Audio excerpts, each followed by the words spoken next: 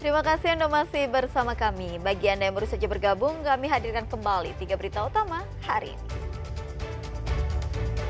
Seorang imam masjid di Kabupaten Goa ditangkap polisi karena mencuri ponsel dan laptop milik imam masjid lain saat sedang salat.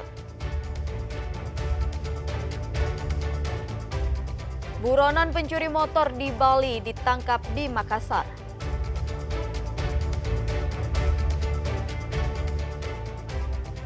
Dua jemaah calon haji berusia 23 dan 24 tahun menjadi jemaah haji termuda di Kabupaten Luwu.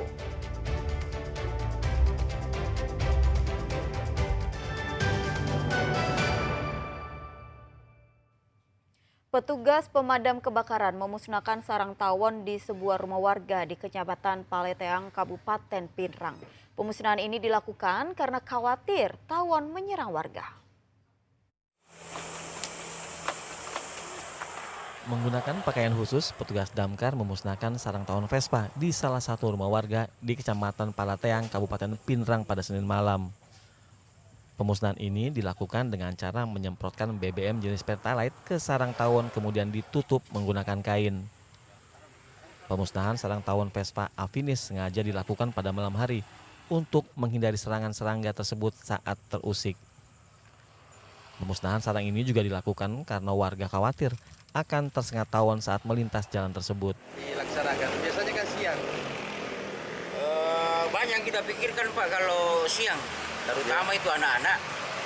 Karena kalau tawon Vespa itu kalau siang Pak terlalu aktif sekali. Aktif ya. Jadi kita musnahkan malam, sekaligus tidak ada anak-anak jadi aman Ki.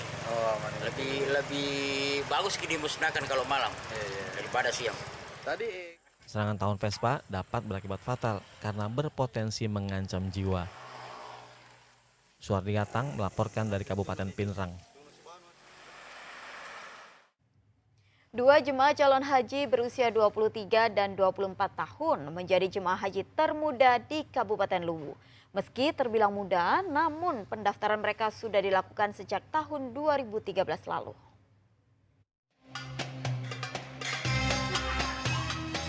Viko Adiaksa Umar dan Sultan Erlangga menjadi jemaah haji termuda dari Kabupaten Luwu. Mereka berangkat bersama ibunya melalui kloter 16 Embarkasi Makassar. Keluarga ini mendaftar haji sejak tahun 2013 dan harus menunggu selama 11 tahun sebelum diberangkatkan. Meski berangkat dengan penuh syukur, keluarga ini tak bisa menyembunyikan rasa haru. Mereka sedih karena tak bisa berangkat bersama ayah yang juga sudah mendaftar, namun meninggal dunia pada tahun 2021. Sultan Erlangga, salah satu putra keluarga ini mengaku telah melakukan berbagai persiapan fisik dan spiritual untuk menjalani ibadah haji pertamanya. Itu memang karena sudah didaftar dari 2013. Iya, sama orang tua. Sekitar 11 tahun. Iya. Awalnya mendaftar itu berapa orang? Awalnya 4 orang. Sama Iya, sama bapak. bapak, almarhum bapak. Cuman yang berangkat ini Cuma 3 orang. karena Sedikitnya sebanyak 393 jemaah kloter 16 Embarkasi Makassar, termasuk satu keluarga dari Luwu ini, dijadwalkan terbang menuju Madinah, Arab Saudi melalui Bandara Sultan Hasanuddin pada Senin malam. Raisa Abu melaporkan dari Makassar. Ribuan umat Buddha mengantre di sepanjang jalan Sulawesi, Makassar untuk memberikan sedekah kepada biku yang melakukan pindah patah pada puncak perayaan Hari Trisuci Waisak. 15 biku dari India, Sri Lanka, dan Thailand hadir di Indonesia untuk melaksanakan perayaan Waisak ini.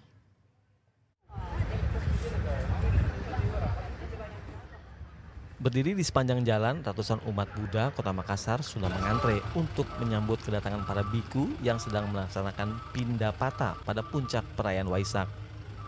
15 biku dari India, Sri Lanka, dan Thailand berjalan kaki sepanjang jalan Sulawesi untuk menerima derma atau pemberian dari umat Buddha di Kota Makassar. Pindah patah merupakan sebuah amal kebajikan umat Buddha yang berupa pemberian makanan dan kebutuhan hidup lainnya kepada para biku yang melintas di jalan Sulawesi.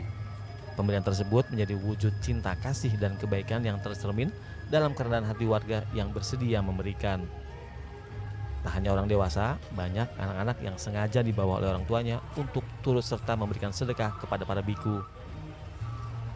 Pemberian derma ini merupakan bentuk rasa syukur umat Buddha atas segala pencapaian dan juga penghormatan kepada biku di perayaan Hari Trisuci Waisak. Kita melakukan Pindapata yang diikuti oleh 16 biku sangga. Ini adalah salah satu dari kegiatan Waisak yang kita lakukan pada hari ini untuk memberikan kesempatan kepada umat untuk melakukan perbuatan baik kusala kamma kepada para biku sangga. Meski berlangsung di sepanjang jalan, proses pindapata ini berjalan dengan aman. Muhammad Sardi melaporkan dari Makassar. Libur panjang pekan ini, ratusan pengunjung memadati wisata alam Ladoma di Kecamatan Bacu Kiki, Kota Parepare. Pengunjung berlibur sambil menikmati suasana alam dengan berkemah hingga berenang di balik bebatuan.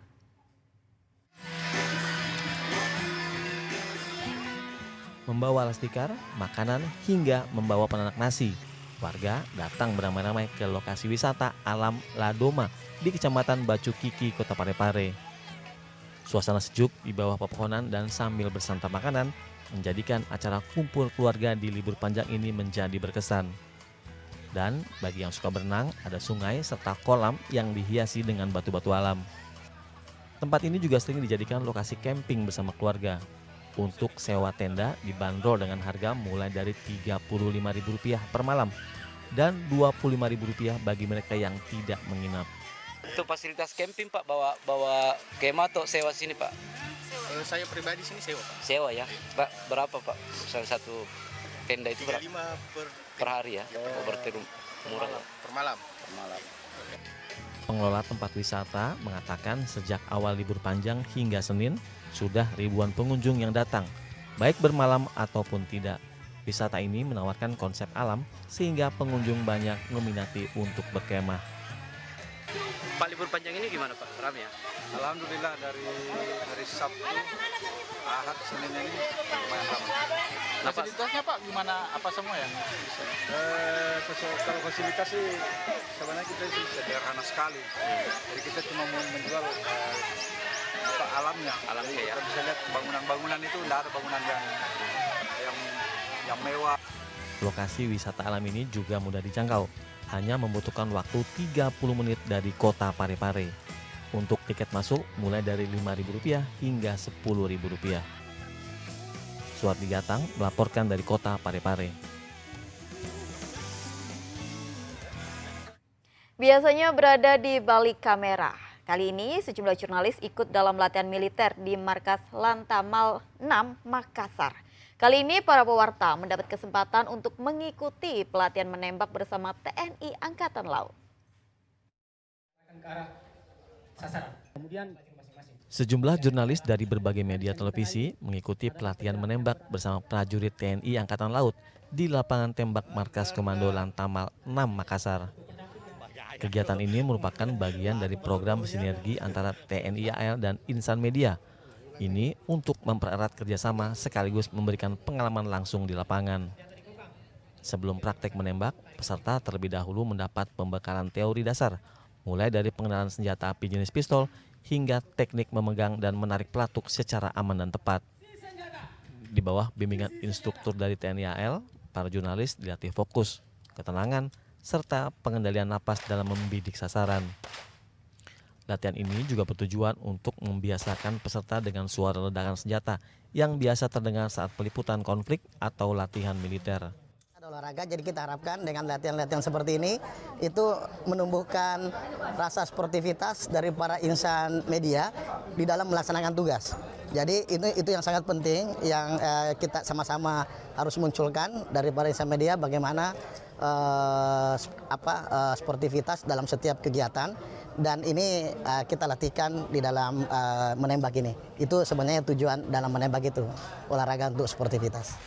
Latihan singkat namun berkesan ini diharapkan memperkuat sinergi antara TNI Angkatan Laut dan media massa demi Indonesia yang lebih kuat dan saling memahami peran masing-masing. Muhammad Sardi melaporkan dari Makassar.